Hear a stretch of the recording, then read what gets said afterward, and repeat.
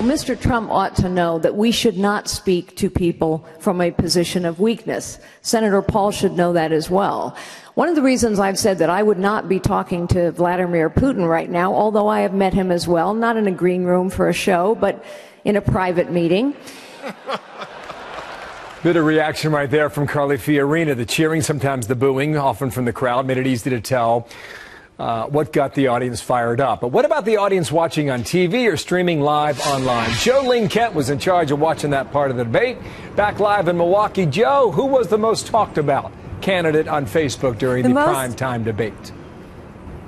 Bill, we did a partnership with Facebook and got the real-time internal data, and Dr. Ben Carson came out on top as the most talked about candidate. He was followed by Trump, Paul, Cruz, and Carly Fiorina. We also wanted to look at what were the top issues on Facebook. This was an economy-focused debate. What really resonated with Facebook users? No surprise here, taxes, as people head to the polling booth, voting with their pocketbooks. The second most popular issue talked about on Facebook, immigration, followed by minimum wage, jobs, and health care. Bill, so you can see people are still very much feeling anxiety about the economy, hoping to hear more from the candidates, and they got that last night, Bill. Issue number one, you're right about that in the economy. Was there a difference in how candidates resonated with gender, with men and women on Facebook? Yeah.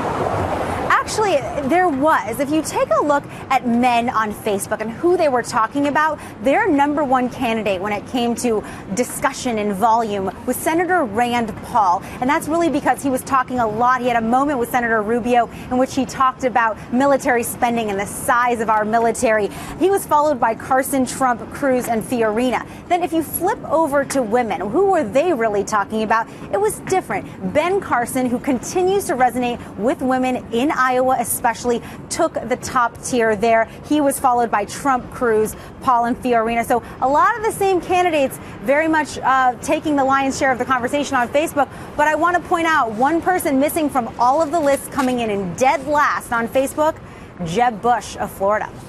All right, interesting results. Thank you, Joe. Good job in Milwaukee. Sure. See you back in New York. Thank you.